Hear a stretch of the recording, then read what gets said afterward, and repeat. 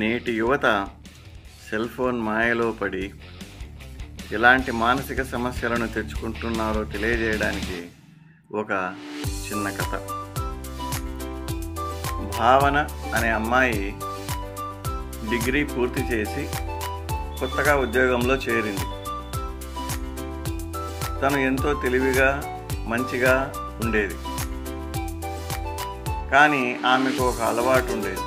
అదేమంటే ప్రతి విషయాన్ని సోషల్ మీడియాలో పోస్ట్ చేయడం.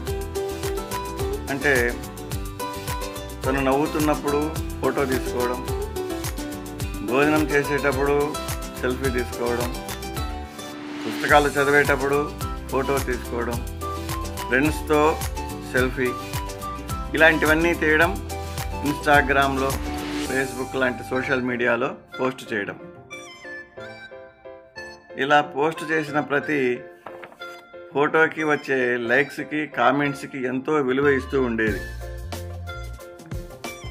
ఇలాగే కొద్ది రోజులు గడిచాయి. తర్వాత రాను రాను లైక్స్ రావడం తగ్గింది,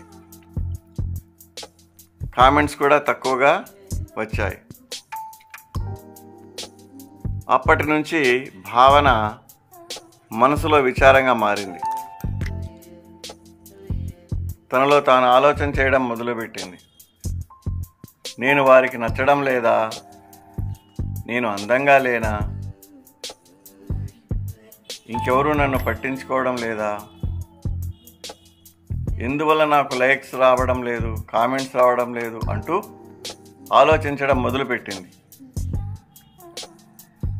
ఈ ఆలోచనలు రోజు రోజుకి పెరిగిపోయి మానసికంగా దిగులు ఎక్కువైంది. డిప్రెషన్లా మారినాయి. ఆలోచనలన్నీ కూడా తనను డిప్రెషన్లోకి తీసుకెళ్ళింది. తన తల్లిదండ్రులు, కుటుంబము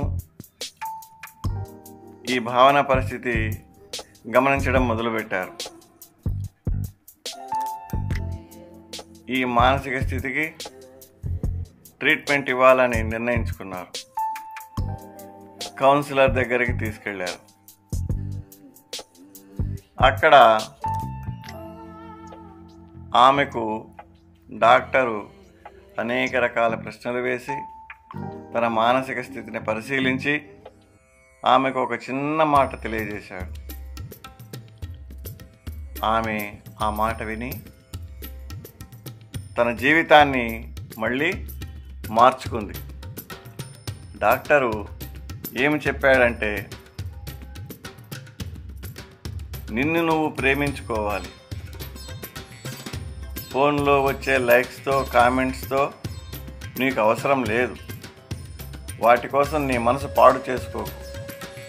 నీ మనసులో ఉండే వెలుగు, ఆశ, ఆనందము, ముందు చూపు, వీటి వల్ల నీ విలువ ఎంతో పెరుగుతుంది అని ఆ డాక్టరు తనకు మానసికంగా వైద్యం చేయడం మొదలుపెట్టాడు.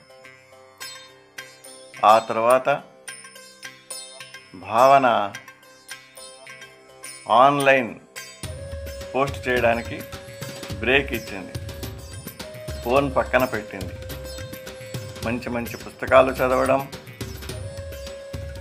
ప్రకృతి, చల్లటి గాలి మధ్య నడవడం, నిజమైన స్నేహితులతో మాట్లాడడం, గడపడం, ఇవన్నీ ఆమె మానసిక ఆరోగ్యాన్ని మళ్ళీ చక్కదిద్దాయి.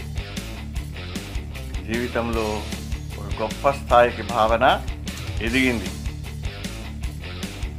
ఈ విధంగా భావన ఫోన్లోని విపరీత ధోరణి వల్ల తన మానసిక స్థాయిని సరిదిద్దుకోవడం జరిగింది. దీనివల్ల నీతి ఏమంటే, సెల్ ఫోన్ మనల్ని ప్రపంచానికి దగ్గర చేస్తుంది, కానీ మనల్ని మనమే మర్చిపోయేలా కూడా చేస్తుంది. ప్రేమ, ప్రశాంతత సెల్ ఫోన్ స్క్రీన్లో కాదు, మనలో ఉండాలి. అది ఈ కథ యొక్క సారం.